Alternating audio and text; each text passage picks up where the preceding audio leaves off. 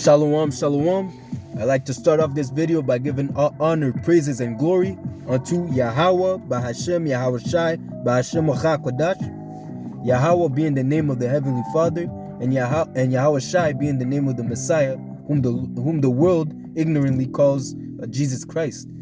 Double honors to my teachers, the elders, apostles, and bishop of GMS, teaching and ruling well.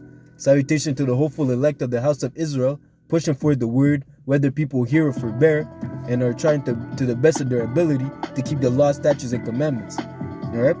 So I'm coming back through the spirit of Yahweh Hashem Yahushai to bring forth a lesson pertaining to reincarnation, meaning back in the flesh. Alright?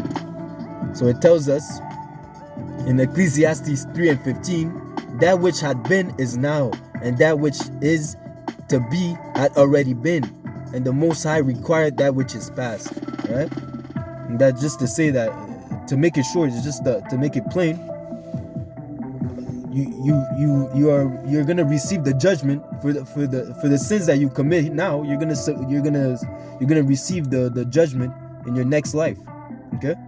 In a sense, we are still suffering from the sins that we committed in our past lives, right? The fact that we're in captivity is because of the falling away.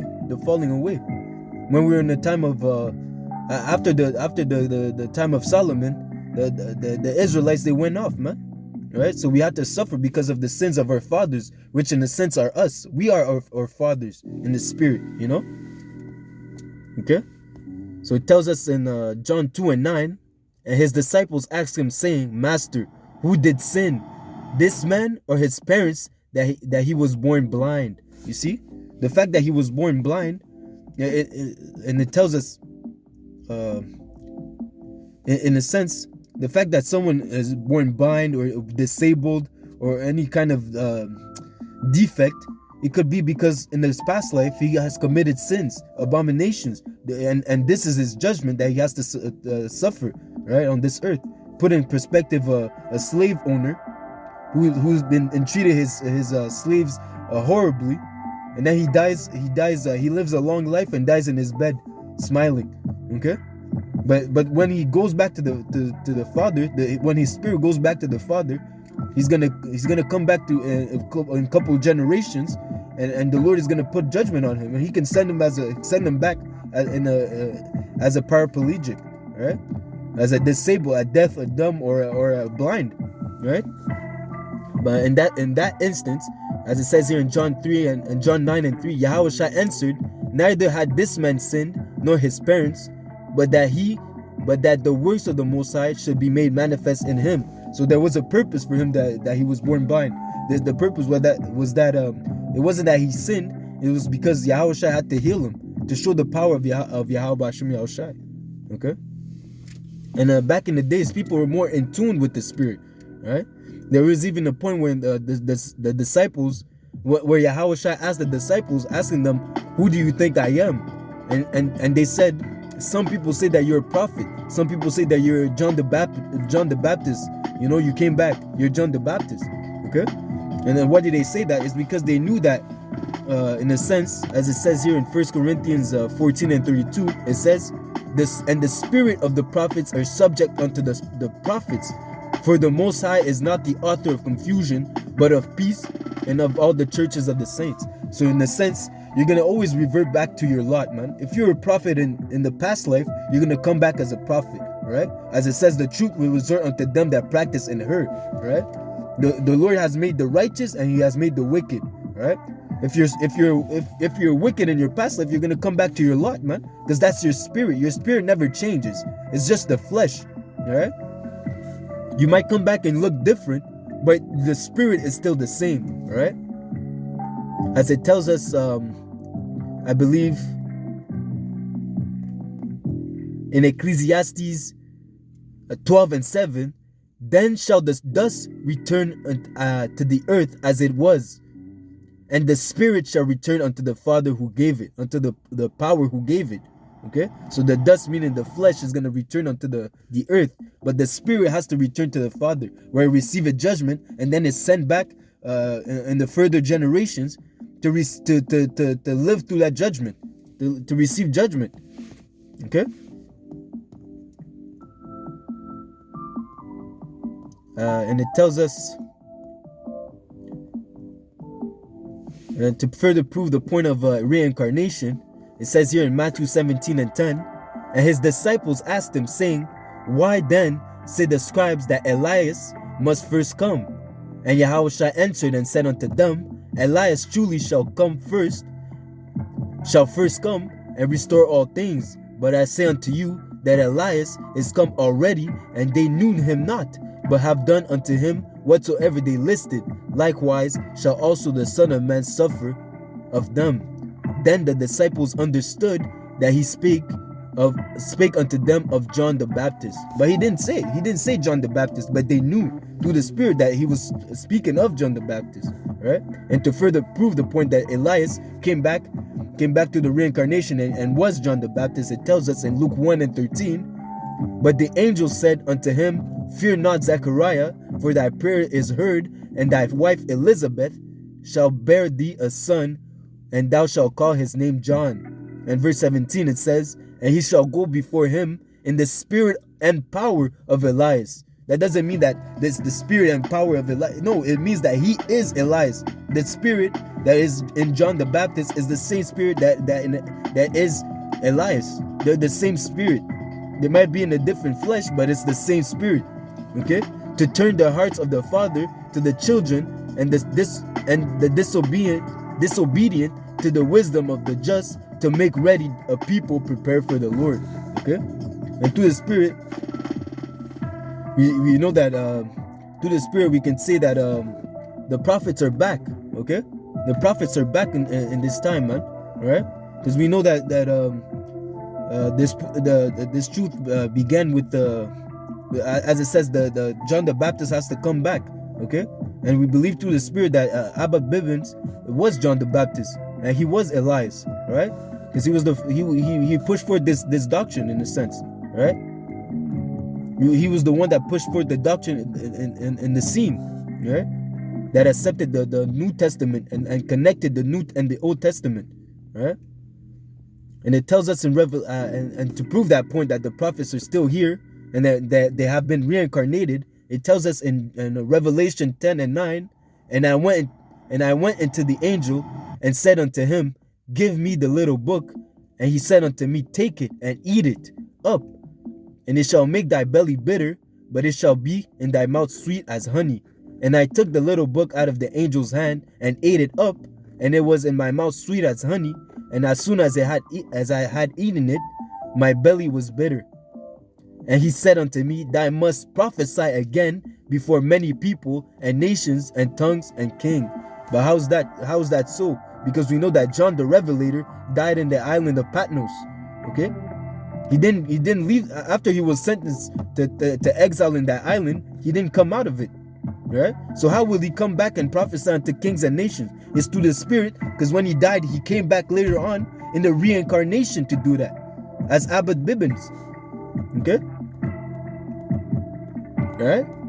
And to further prove that reincarnation is a thing, it tells us even in Genesis, another example of reincarnation. It tells us in Genesis 4:15, and the Lord said unto him, therefore whosoever slayed Cain, vengeance shall be taken on him sevenfold. And the Lord set a mark upon Cain, lest any findeth him should kill him. Okay? And what was that mark? It was leprosy. Because at that time, when in the time of Cain, of Abel, and of Adam, everyone was different shades of brown. Okay? Everyone was different shades of brown. There was no so-called white men walking around. Okay? Everyone was different shades of brown. Everyone had melanin. And to prove that point, it tells us in Genesis 25 and 25, and the first came out red all over like a hairy garment, and they called his name Esau. Okay? And the fact that they describe the way he came out red, meaning Esau meaning wasted away, meaning he didn't have any melanin, he didn't have any pigmentation, right? And that was the mark that he received after he died as Cain. He came back as Esau with the lack of melanin. So people knew that. So in a sense, that's why he received a lack of melanin. Okay, through the reincarnation, that was the judgment that he had to receive. Okay, and also to prove it, it says in Revelation 6:4, and there went another horse that was red. Okay, that was Esau. That's how we know that it was Esau, that horse. And power was given to him that sat thereon to take peace from the earth, and that they should kill one another. And there was given unto him a great sword.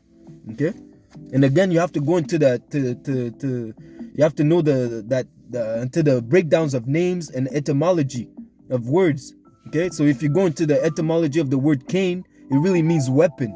Okay, and what is the blessing that Esau received?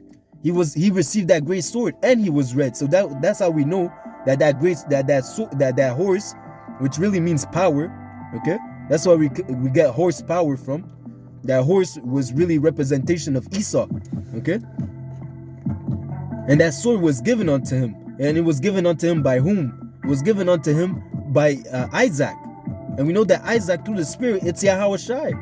Okay, and it's just to tell you again that how the Lord is in control of the left hand and the right hand, because he gave that power unto Esau. That sword, he gave it unto him. Okay, it tells us, and to prove that point, it tells us in Genesis 25:39, and Isaac his father answered and said unto him, behold, thy dwelling shall be the fatness of the earth and the dew of heaven from above, and by thy sword shalt thou live and serve thy brother.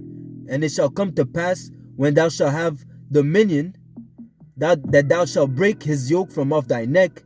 And Esau hated Jacob because of the blessing wherewith his father blessed him.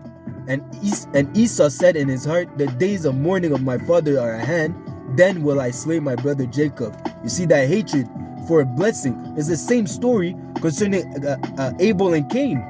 Okay, Abel was killed by Cain because he was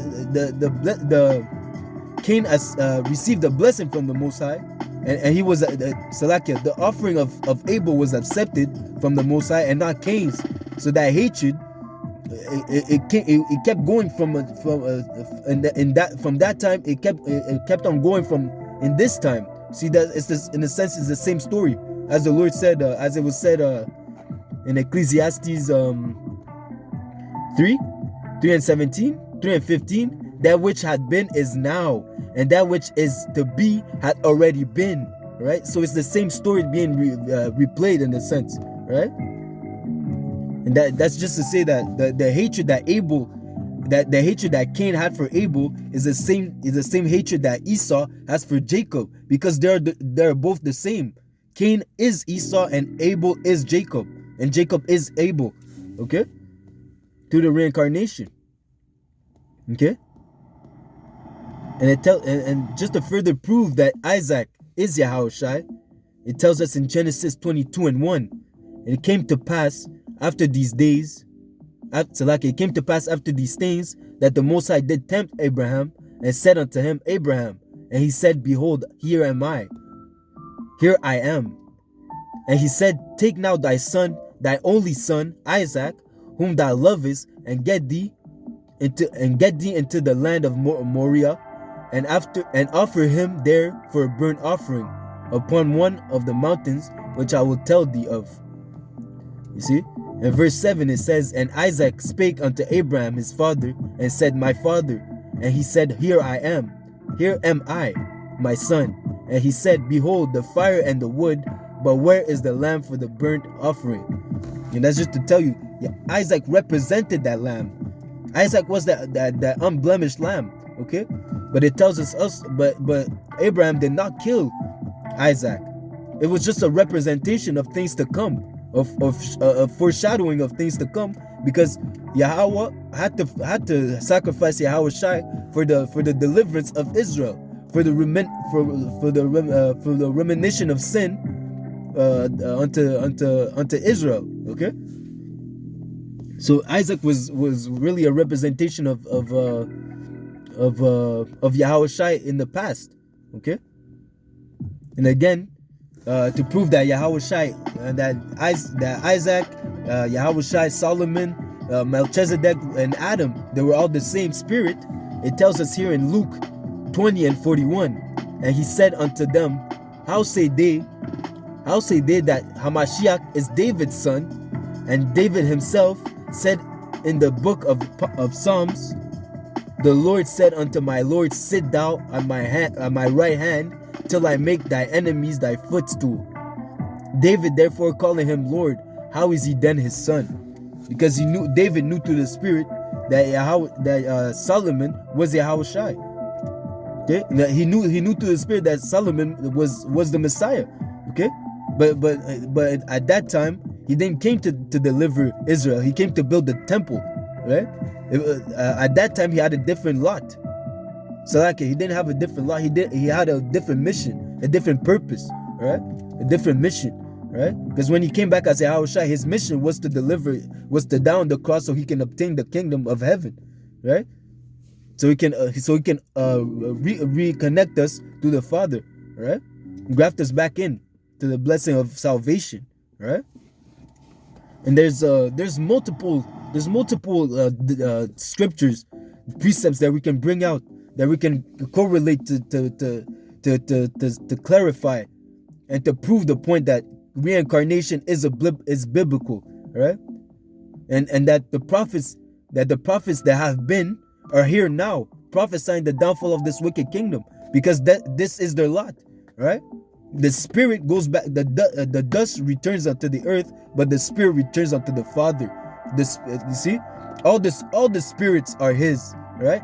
Everyone that dies has to go back to the Father to receive judgment, all right? Okay. So there's no escaping it, man.